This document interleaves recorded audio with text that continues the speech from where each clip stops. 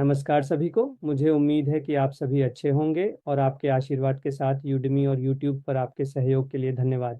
और हमारे वीडियो देखते रहें, साझा करते रहें। मुख्य रूप से साझा करना बहुत महत्वपूर्ण है क्योंकि हमारे पास 1000 से अधिक वीडियो और 200 से अधिक दस्तावेज कई प्लेटफॉर्मों पर उपलब्ध हैं। इसलिए मुझे आपके सहयोग की आवश्यकता है ताकि आप वीडियो साझा करें, क्योंकि एक अकेले व्यक्ति के रूप में मैं मुश्किल से सप्ताह में 3 या 4 बार ही साझा कर पाता हूँ, लेकिन आपके पास हर महीने हजारों लोग फॉलो करते हैं। 40,000 से अधिक वीडियो मतलब 40,000 से अधिक लोग यूट्यूब पर देख रहे हैं और ईडीएम पर लगभग 8,000 या 7,000 लोग देख रहे हैं। तो आप फर्क ला सकते हैं, आप अपने वीडियो साझा करके बड़ा प्रभाव डाल सकते हैं। आज का विषय ये है कि मैंने ये एक्सपी पेन लगभग 1 साल पहले खरीदी थी। कभी कभी इस्तेमाल किया, लेकिन बाद में मैं कोई वीडियो नहीं बना सका। तो आज मैंने इसका इस्तेमाल करने की थोड़ी प्रैक्टिस की, लेकिन अभी भी ये उतना प्रभावी नहीं है, लेकिन मुझे उम्मीद है कि धीरे धीरे मैं सीख जाऊंगा। मेरी हैंडराइटिंग ठीक है, इतनी बुरी नहीं है, लेकिन मुझे नहीं पता। मैंने कोशिश की, लेकिन इसमें ज़्यादा सुधार नहीं हो रहा है। आज कोशिश करते हैं। मैं अपने एक्सपी पेन का इस्तेमाल करके कोई एक टॉपिक पढ़ाने जा रहा हूँ। सबसे पहले मैं हमारा पसंदीदा पर्की टू पे प्रोसेस लेता हूँ। ये रियल टाइम में कैसे होता है, तो मैं आपको रियल टाइम तरीका बताने की कोशिश करता हूँ। तो जब ये अच्छा हो जाए और सब कुछ ठीक हो तो मैं कुछ प्रोसेस चुनने की कोशिश करता हूँ। पहले से ही हमारे पास यूट्यूब पर वाइट बोर्ड वीडियो है। अगर आपको समय मिले तो यूट्यूब पर जाएं और वाइट बोर्ड वीडियोस सर्च करें गणेश पड़ाला द्वारा। आपको लगभग 13 वीडियो मिलेंगे, 13 वीडियो जो अलग अलग बिजनेस प्रोसेस से संबंधित हैं। और इस बार मैं किसी ऐसे विशेष प्रोसेस को चुनने जा रहा हूँ जो ज़्यादातर उन 13 में शामिल नहीं है। मैं उसे लेने की कोशिश करता हूँ और ये समझाऊंगा कि ये कैसे होता है और सब कुछ। तो ये एक तरह का व्हाइट बोर्ड जैसा अनुभव है और आप सभी मेरी क्लासरूम के सामने हैं। तो चलिए इसे शुरू करते हैं। तो यहाँ ब्रिकेट टू पेव प्रोसेस है, जैसा कि मैंने बताया था, हम इसका उपयोग करने जा रहे हैं।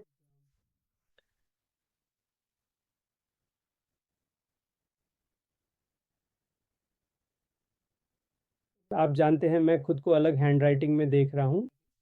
ठीक है, तो मैं गणेश पड़ाला हूँ और आज हम चर्चा करने जा रहे हैं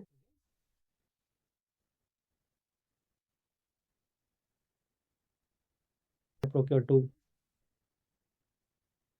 पे प्रोसेस।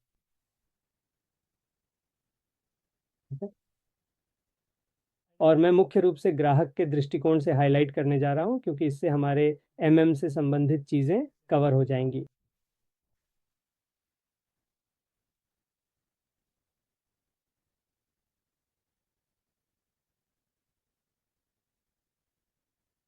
ये हमारा ग्राहक स्थान है और ये विक्रेता है, और मैं विक्रेता पर ज़्यादा ध्यान नहीं देने वाला हूँ।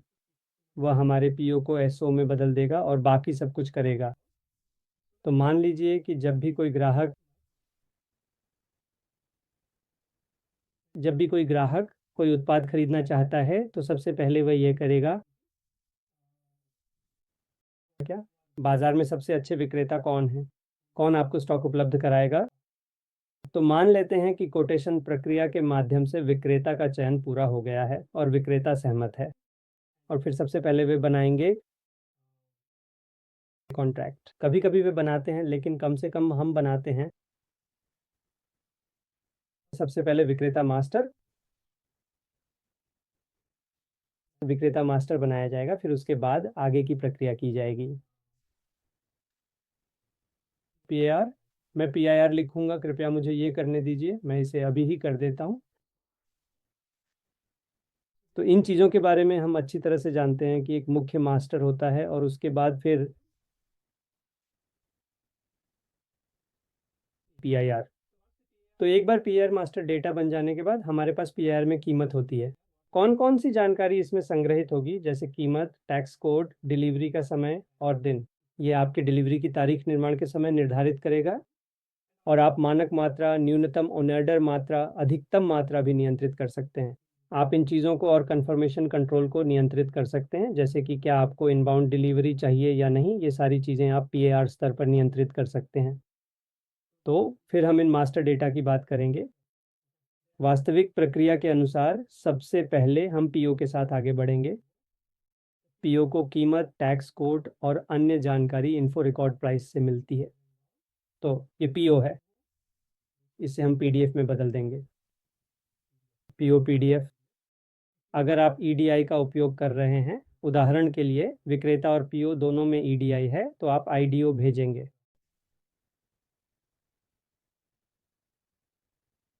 तो ईडीआई चाहे वह जेएसएन फॉर्मेट हो या एक्सएमएल फॉर्मेट, ईडीआई की जानकारी विक्रेता को भेजी जाएगी। तो पीओ चाहे पीडीएफ हो या ये वाला, विक्रेता को भेजा जाएगा, फिर विक्रेता उस पीओ को बदल देगा एसओ में, और फिर वह अपने सिस्टम के अनुसार आउटबाउंड डिलीवरी करेगा। तो वह जो भी सिस्टम इस्तेमाल कर रहा है वह हमारे एसओ को बदल देगा आउटबाउंड डिलीवरी में। आउटबाउंड डिलीवरी के बाद वही बनाएगा कुछ जानकारी। ठीक है, शायद हम पुष्टि भेजेंगे।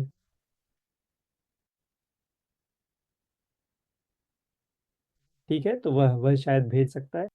हम इसे स्वीकृति कहते हैं। तो स्वीकृति एक अच्छा शब्द है, क्योंकि वह आपको यह दिखाने जा रहा है, हाँ मैंने आपका पीओ प्राप्त कर लिया है और फलां फलां तारीख को मैं आपको सामान भेज सकता हूँ।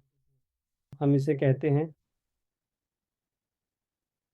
स्वीकृति। तो आप ये विकल्प वेंडर मास्टर में भी देखेंगे स्वीकृति।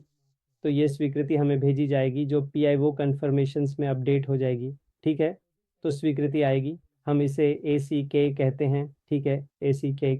यह एक महत्वपूर्ण प्रक्रिया है, यह सुनिश्चित करने के लिए कि सभी जानकारी सही ढंग से प्राप्त हुई है और आगे की कार्यवाही के लिए तैयार है। यह एक प्रकार की पुष्टि है जो हमें यह बताती है कि डेटा सफलतापूर्वक प्रोसेस किया गया है। या एडवांस्ड शिपिंग नोटिफिकेशन एएसएन, तो ये एएसएन के रूप में आएगा जिसे स्टोर किया जाएगा।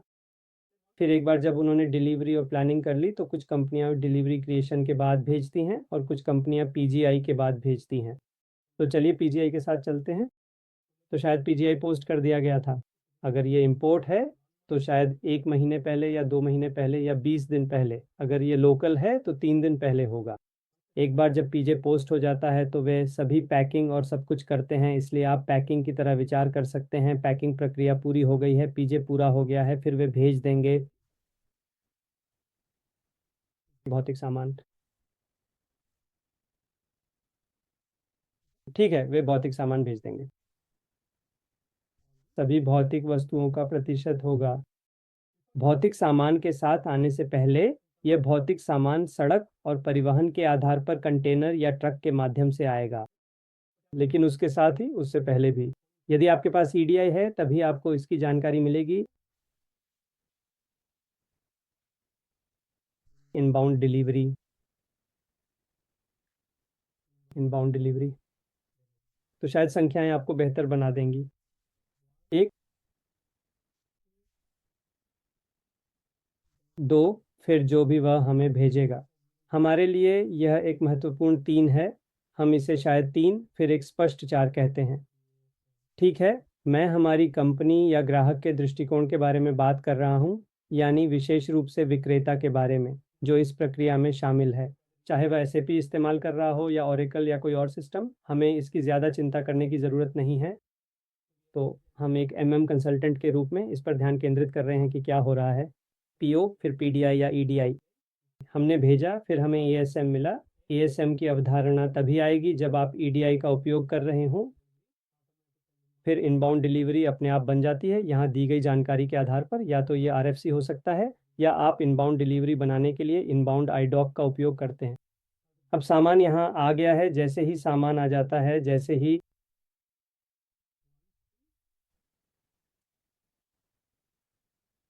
सामान हमारी कंपनी के स्थान पर पहुंच जाता है, जैसे ही सामान पहुंचता है वह आपको कौन कौन से दस्तावेज भेजेगा। एक है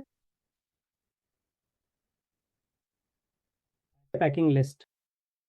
इस पैकिंग लिस्ट में आपका परचेज ऑर्डर नंबर और इनबाउंड डिलीवरी नंबर, कितनी मात्रा है, सारी जानकारी होती है। और वे आपको एक विस्तृत इनवॉइस भी भेजेंगे जिसमें सभी आवश्यक विवरण शामिल होंगे। और अगर आपके पास कोई फ्रेट से संबंधित चीज़ है तो आपको फ्रेट की डिटेल्स भी मिलेंगी। तो लेकिन ये फ्रेट डिटेल्स, जब फ्रेट डिटेल्स की बात आती है ना,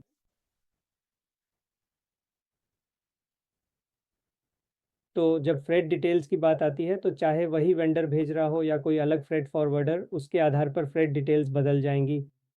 कई वीडियो में मैंने समझाया है कि डिलीवरी कॉस्ट में आप अलग फ्रेट वेंडर रख सकते हैं, तब फ्रेट इनवॉइस आएगा अलग वेंडर से, क्योंकि वह फ्रेट किसी अलग वेंडर द्वारा हैंडल किया जाएगा।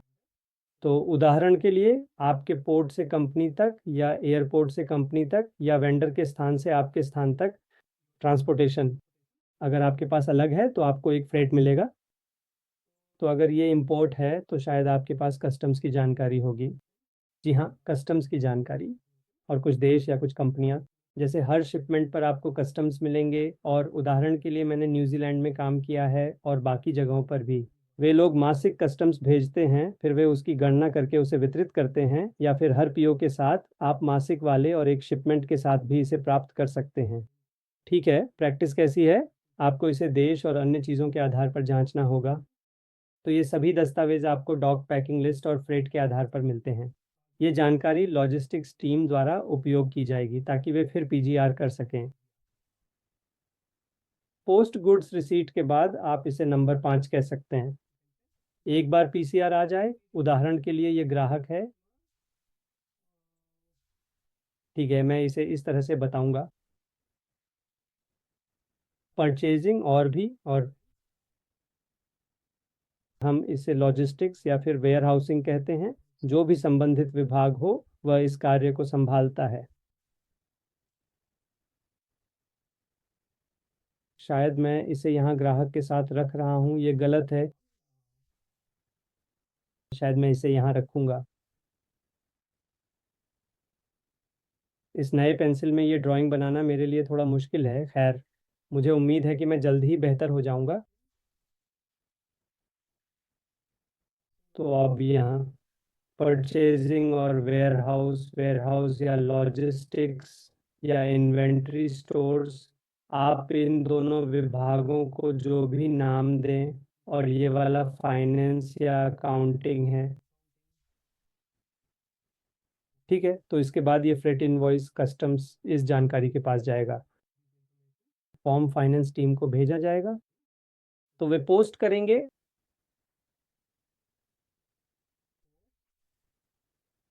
लॉजिस्टिक्स इनवॉइस वेरिफिकेशन, फिर वे ऐसा वास्तव में करते हैं। भुगतान।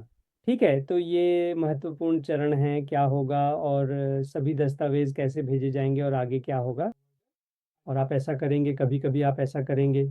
एकाधिक चालान और सीमा शुल्क एक चालान, सीमा शुल्क एक चालान, माल ढुलाई अलग चालान और मुख्य माल अलग चालान। आप यह ले सकते हैं।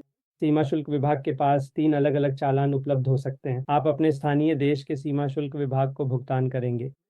आप एक विक्रेता के रूप में बनाते हैं और माल ढुलाई के लिए आपके पास एक फ्रेट फॉरवर्डर होता है जो आपकी पूरी शिपमेंट का ध्यान रखेगा, चाहे वह विदेश से पोर्ट तक आ रही हो, पोर्ट से आपकी कंपनी तक, या आपका फ्रेट फॉरवर्डर आपके विक्रेता के क्षेत्र में जाएगा और सामान उठाकर आपको देगा, तो ऐसा भी हो सकता है। मुख्य चालान तो आपके पास होगा ही, मुझे लिखने दें। Right invoice, customer invoice. तो ये था एक सामान्य की टू पे प्रक्रिया के बारे में। हमने इसे कई बार सीखा है और शायद आपको इन तरह के दस्तावेजों के बारे में अच्छी समझ मिल गई होगी कि कौन कौन से दस्तावेज किस क्रम में आते हैं वगैरह। तो मेरी लिखावट इतनी अच्छी नहीं है और मैं इसे सुधारने की कोशिश करूंगा, क्योंकि मैंने अपनी नोटबुक पर लिखा है और ये नया पेन है। और मुझे इसकी आदत डालने दें और टिप्स सीखने दें ताकि मैं एक और बिजनेस प्रोसेस के साथ आ सकूं। अगर आपके पास कोई विशेष बिजनेस प्रोसेस है जो हमारे थ्योरी वाइट बोर्ड वीडियो में कवर नहीं हुआ है, तो पहले वे थ्योरी वाइट बोर्ड वीडियो देखें और फिर कमेंट में बताएं। गणेश, क्या आप इस वीडियो को बना सकते हैं? क्या आप इस प्रक्रिया को इस वाइट बोर्ड पर बना सकते हैं वगैरह? और मैं निश्चित रूप से आकर आप सभी के लिए बनाऊंगा। बेहतर समझ, बेहतर सीखना। अगर आप पहली बार हमारे चैनल पर आ रहे हैं तो कृपया सब्सक्राइब करें और सीखते रहें, हमारे वीडियो शेयर करते रहें, मुझे सपोर्ट करते रहें। और मैं एक और वीडियो लेकर आऊँगा। धन्यवाद।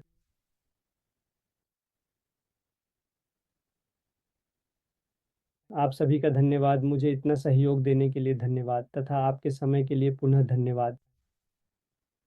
हम और भी वीडियो लेकर आएंगे। एक बार फिर धन्यवाद।